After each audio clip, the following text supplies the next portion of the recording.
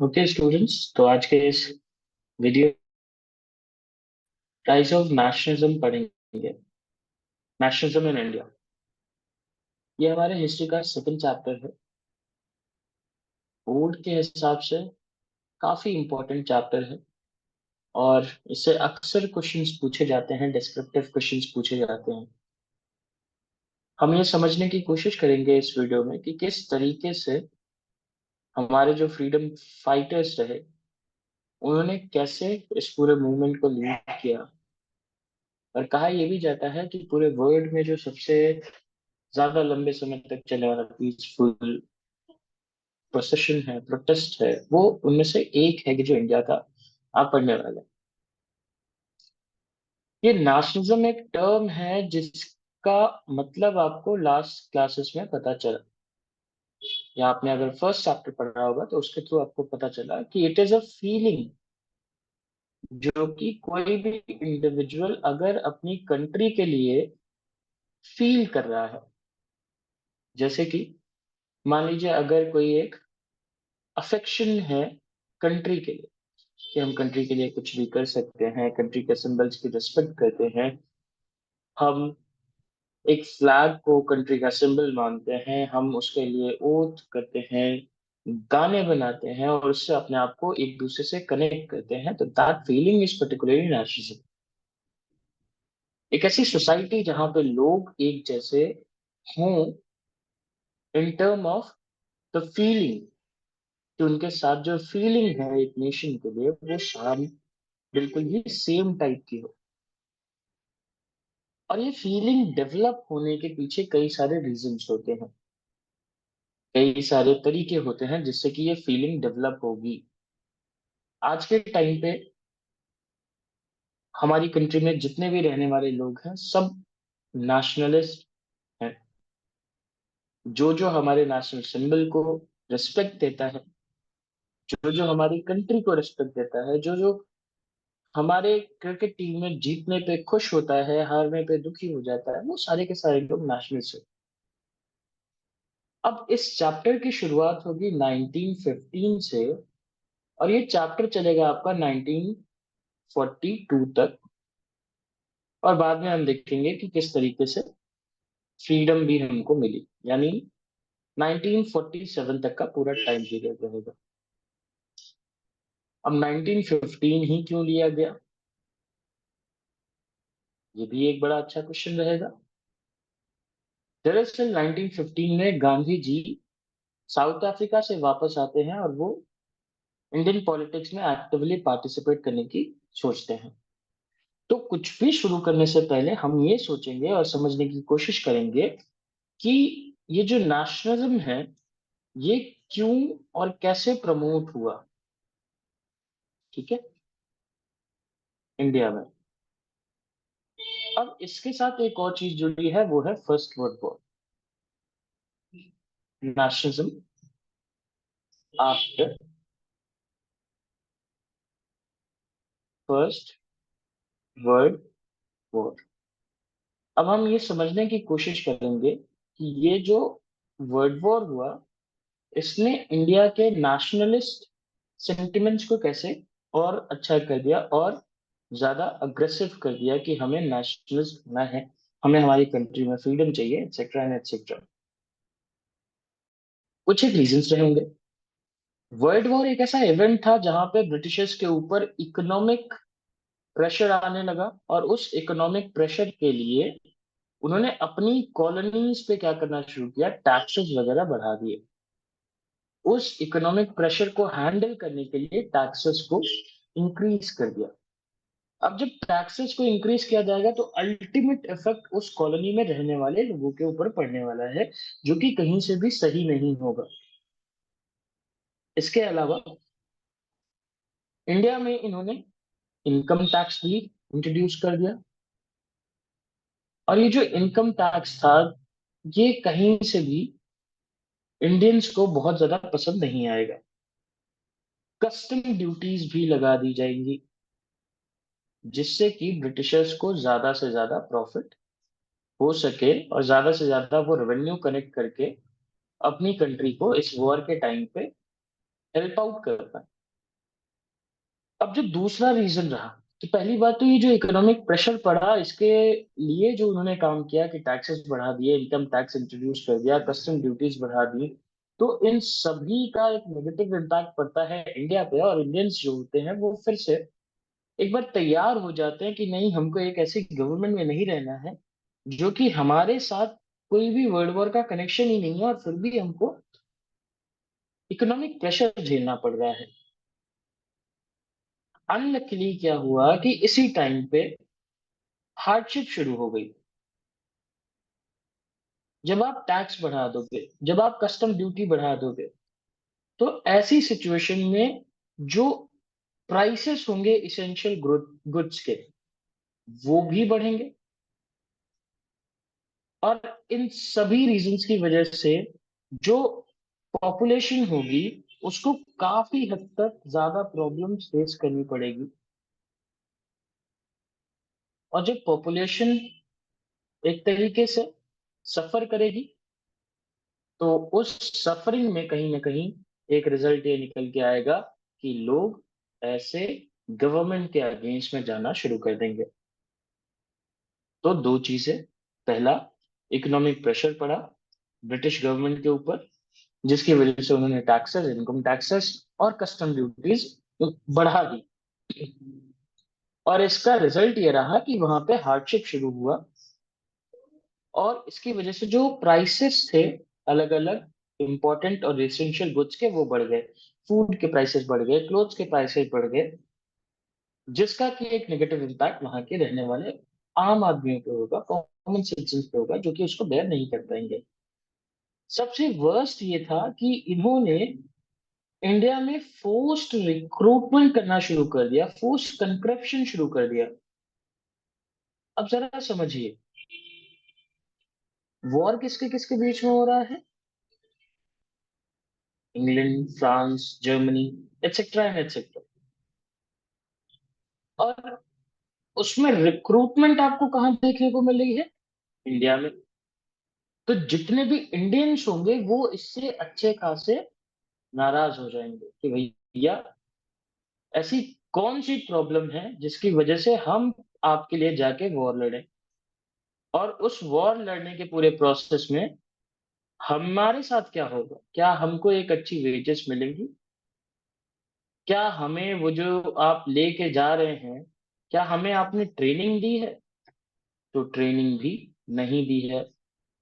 और उन सभी रीजंस की वजह से ये जो इंडियंस हैं, जिनके घरों से बच्चों को उठाया जाएगा, जिनके घरों से मेंबर्स को उठा के ले जाके ये लोग वॉर में लड़ाएंगे, वो सारे के सारे लोग ब्रिटिशर्स के अगेंस्ट हो जाएंगे। तो एक नेगेटिव सेंटिमेंट डेवलप होगा ब्रिटिशर्स के अगेंस्ट में इंडियन के मन में। अब एक और इवेंट होता है जिसकी वजह से फूड शॉर्टेज फेस करना पड़ता है इंडिया को। और ये जो फूड शॉर्टेज का एक इवेंट हुआ, ये हुआ क्यों? क्योंकि उस टाइम पे फमाइन एपिडेमिक्स आए, और इनकी वजह से जो एग्रीकल्चरल प्रोडक्शन था वो कम हो गया, और इसकी वजह से लोगों के ऊपर एक्स्ट्रा प्रेशर पड़ने लगा। आप जानते हैं कि इंडिया की ज्यादातर पॉपुलेशन डिपेंडेंट थी एग्रीकल्चर पे। तो एक सोर्स ऑफ अर्निंग भी कहाँ से होगी? एग्रीकल्चर से होगी।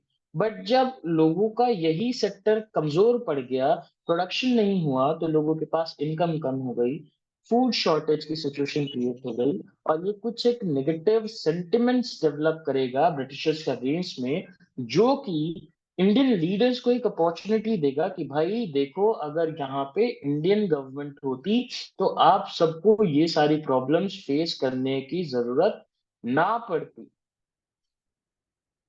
और इसलिए एक तरीके से एक नेशनलिस्ट सेंटिमेंट डेवलप होगा इंडियंस के मन में ब्रिटिशर्स के अगेंस्ट में। तो ये कुछ एक रीजंस हैं जिसकी वजह से नेशनलिज्म प्रमोट होगा। अब जरा आगे बढ़ते हैं। आई होप ये टॉपिक आप सबको क्लियर हुआ होगा। अब जो नेक्स्ट टॉपिक रहेगा वो है हमारा गांधी जी के सत्याग्रह मूवमेंट्स।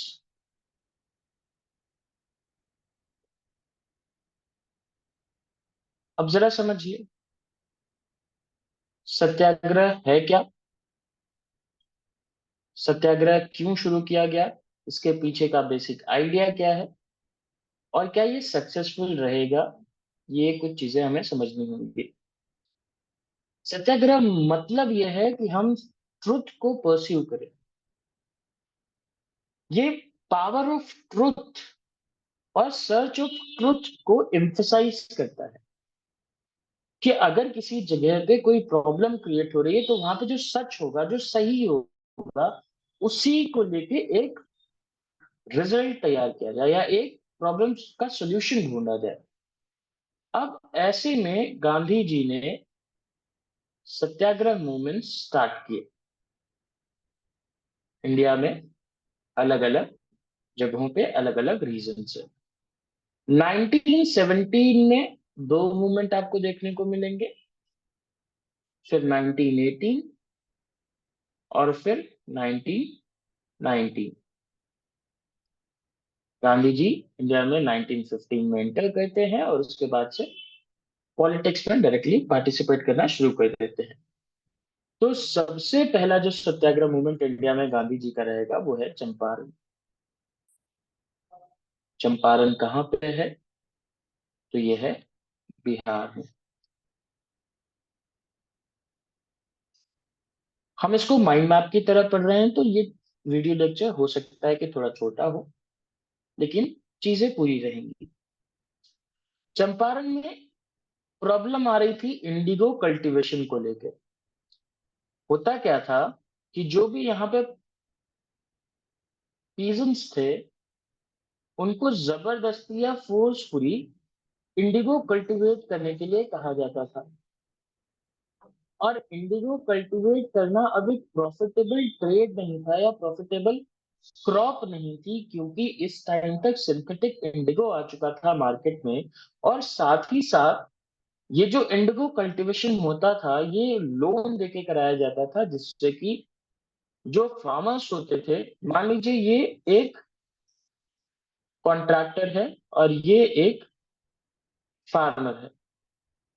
कॉन्ट्रैक्टर क्या करेगा, फार्मर्स को हमेशा लोन की जरूरत पड़ती थी या पैसे की जरूरत पड़ती थी।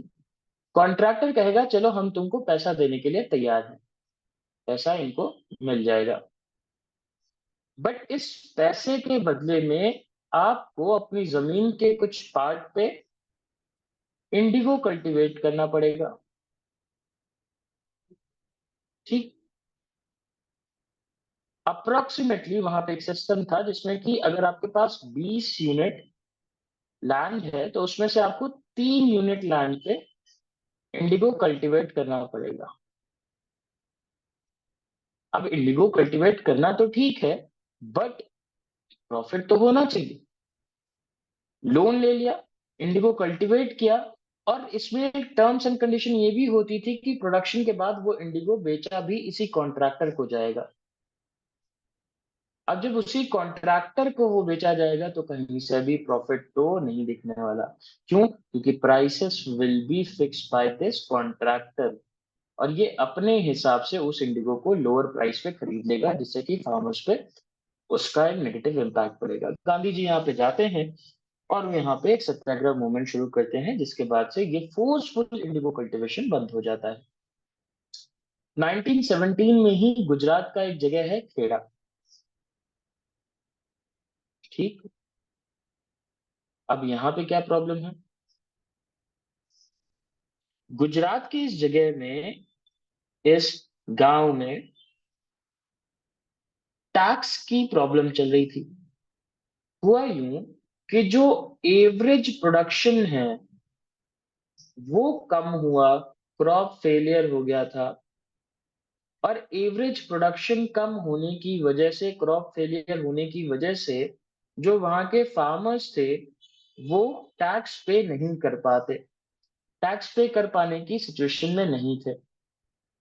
और गांधी जी वहां पे जाते हैं, एक रूल था कि अगर किसी भी कॉन्स्टिट्यूएंसी में, किसी भी गांव में जो एवरेज प्रोडक्शन है अगर उसका 25% से कम प्रोडक्शन हुआ हो, तो ऐसी सिचुएशन में वहां पर टैक्स रिबेट कर दिया जाएगा, नहीं लिया जाएगा। गांधी जी वहां पे जाते हैं और इस रूल को समझाने की और समझाने की कोशिश करते हैं एडमिनिस्ट्रेशन को, और उसके बाद में खेड़ा में उस साल टैक्स कलेक्ट नहीं होता है because of the crop failure. ये कुछ चीजें हो रही हैं गांधी जी के लीडरशिप में। अब एक और सिचुएशन अहमदाबाद में, जो कि है कहाँ पे, गुजरात में ही। यहाँ पे प्रॉब्लम दूसरी है। प्रॉब्लम क्या है कि यहाँ पे कुछ मिल वर्कर्स थे, और एपिडेमिक होने की वजह से प्लेग, इन्फ्लुएंजा, ये सब एपिडेमिक होने की वजह से बहुत बड़े लेवल पे जो वर्कर्स थे वो वापस अपने गांव जाने लगते हैं। तो उनके इस माइग्रेशन को रोकने के लिए जो मिल ओनर्स होते हैं, उन्होंने उन्हें एक तरीके का ऑफर दिया कि अगर आप रुकते हैं यहाँ पे फैक्ट्री में काम करते हैं तो आपको एक बोनस मिलेगा, जब तक इन्फ्लुएंजा है, जब तक कि क्या है, प्रॉब्लम है, एपिडेमिक है। कुछ वर्कर्स रुकते हैं और प्रोडक्शन जारी रहता है। बट जैसे ही वो एपिडेमिक खत्म होता है, वैसे ही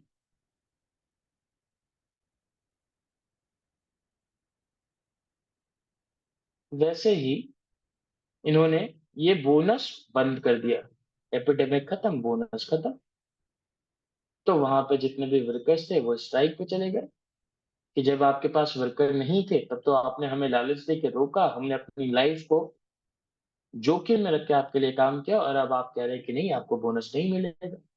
और ऐसी सिचुएशन में गांधी जी यहाँ पे पहुंचते हैं और उन्होंने पहली बार हंगर स्ट्राइक रखी। और वो लड़े किसकी तरफ से? वर्कर्स की तरफ से। हंगर स्ट्राइक रखते हुए उन्होंने कहा कि नहीं, आपको कुछ बोनस तो इन्हें देना ही पड़ेगा जो आपके साथ एपिडेमिक में रहे थे। और कुछ एक परसेंट पे मिल ओनर्स भी तैयार हो जाते हैं, और इसी के साथ में ये डिस्प्यूट भी रिजॉल्व हो जाता है। तो सक्सेसफुल 3 सत्याग्रह मूवमेंट के बाद में एक ऐसी सिचुएशन आई जहां पे गांधी जी की पॉपुलैरिटी दिन ब दिन बढ़ती चली गई। 1919 में भी उन्होंने एक रॉलेट एक्ट के अगेंस्ट में मूवमेंट किया। रॉलेट एक्ट क्या है समझने की कोशिश करिए। आपका जो फर्स्ट वर्ल्ड वॉर चल रहा है वो 1918 में खत्म होगा। बट प्रॉब्लम क्या है कि जब तक ये वॉर खत्म होगा तब तक हो सकता है कि जो उनकी कॉन्स्टिट्यूएंसीज हैं या जो उनकी कॉलोनीज हैं वो सभी के सभी इंडिपेंडेंस मांगने लग जाए, या उनका एडमिनिस्ट्रेशन वहां पे कमजोर हो जाए। तो सिडनी रॉलेट के लीडरशिप में एक आयोग बनाया गया। एक एक आयोग बना के उनसे रिकमेंडेशन मांगी गई कि हम किस तरीके से अपनी कॉलोनीज को मजबूत रख सकते हैं या क्या कुछ कर सकते हैं। तो सिडनी रॉलेट ने कुछ एक चीजें बताई जिससे कि जो भी ऐसी सिचुएशन क्रिएट होती है जहां पे नेशनल सेंटिमेंट क्रिएट हो, उनको किस तरीके से गवर्नमेंट रिप्रेस कर पाए। हुआ क्या? हुआ ये कि अब गवर्नमेंट किसी को भी शक के आधार पे अरेस्ट कर सकती है, साथ ही साथ मजिस्ट्रेट के सामने नहीं लिया जाएगा, जज के सामने नहीं लिया जाएगा उसको। यानी वो अगर पुलिस वाला ये चाहता है या जानता है कि कहीं ना कहीं ये कोई भी पर्टिकुलर इंसान नेशनल फ्रीडम स्ट्रगल में शामिल है, तो उसको अरेस्ट करिए। जज के सामने बिना लिए गए उसको 2 साल तक की जेल हो सकती है, और इस बीच उसके किसी भी फ्रेंड, किसी भी रिलेटिव को उसकी कोई भी इंफॉर्मेशन नहीं दी जाएगी। अब जैसे ही ये चीज सामने आई, सारे के सारे लोग डरे, जितने भी लीडर्स थे वो डरे। अब कहीं से भी ये पसंद तो नहीं आने वाला है, जहां पे सिर्फ और सिर्फ शक के आधार पे आप किसी को भी अरेस्ट कर सकते हो, जज के सामने नहीं जाने दोगे, 2 साल तक अरेस्ट कर सकते हो, और उसकी कोई भी इंफॉर्मेशन कि कहाँ पे है, किस सिचुएशन में है, जिंदा है, मर गए, कुछ भी इंफॉर्मेशन आप उनके रिलेटिव्स या फैमिली मेंबर्स या फिर किसी फ्रेंड को नहीं दोगे। ये बहुत खतरनाक है। गांधी जी ने इसके अगेंस्ट में एक सत्याग्रह मूवमेंट शुरू किया, रॉलेट एक्ट के अगेंस्ट में। और ये पहला सत्याग्रह मूवमेंट था जो कि नेशन वाइड सत्याग्रह मूवमेंट होगा। अभी तक जो भी सत्याग्रह मूवमेंट हुए वो सिर्फ और सिर्फ कुछ एक कॉन्स्टिट्यूएंसीज तक ही लिमिटेड रहे। तो पहला नेशन वाइड सत्याग्रह मूवमेंट शुरू किया गया अप्रैल में। अब जरा समझिए, हुआ क्या कि ये जो सत्याग्रह मूवमेंट था ये कुछ एक सिटीज में काफी पॉपुलर हुआ, और उसमें एक सिटी थी अमृतसर। और अमृतसर में काफी हद तक लोग इस सत्याग्रह मूवमेंट से इन्फ्लुएंस थे, इन्होंने इसमें पार्टिसिपेट किया। और प्रॉब्लम तो तब क्रिएट हुई जब इन्होंने दो ऐसे लीडर्स को पकड़ लिया अमृतसर के, जो कि काफी माने जाने थे। एक तो थे सैफुद्दीन किचलू, और एक थे डॉक्टर सत्यपाल।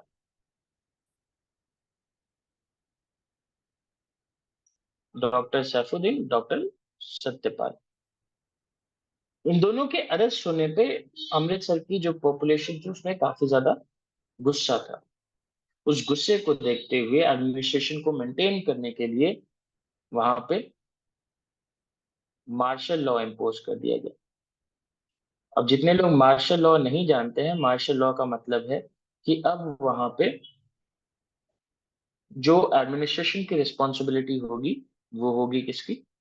आर्मी चीफ की। और वहां पे आर्मी चीफ बन के आते हैं जनरल डायर। 13 अप्रैल 1919, सॉरी 1919, ये वो दिन रहा जब जलियांवाला बाग में काफी लोग इकट्ठे हुए थे। और जलियांवाला बाग में इकट्ठा होने का रीजन भी था, क्योंकि वहां पे इस तारीख पे बैसाखी सेलिब्रेट की जानी थी, और आसपास के जितने भी एरियाज थे वहां से काफी बड़े संख्या में लोग आ गए। और कुछ लोग ऐसे भी थे जो पीसफुल प्रोसेशन कर रहे थे डॉक्टर सत्यपाल और सैफुद्दीन किचलू के अरेस्ट के बाद, मीटिंग कर रहे थे कि किस तरीके से इन लीडर्स को छुड़ाना है। क्या हुआ?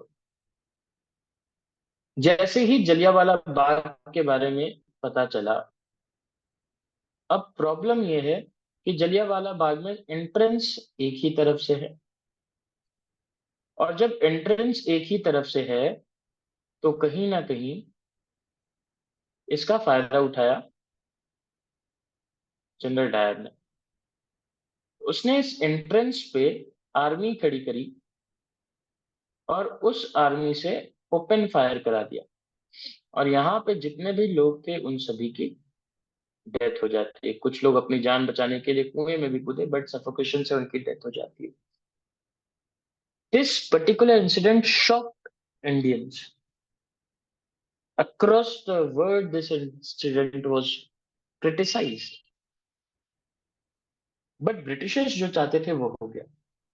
अब कहीं ना कहीं इंडियंस के मन में बहुत बड़ा डर बैठ गया जलियांवाला बाग इंसिडेंट का, जहाँ पे हजारों की संख्या में लोग मारे गए।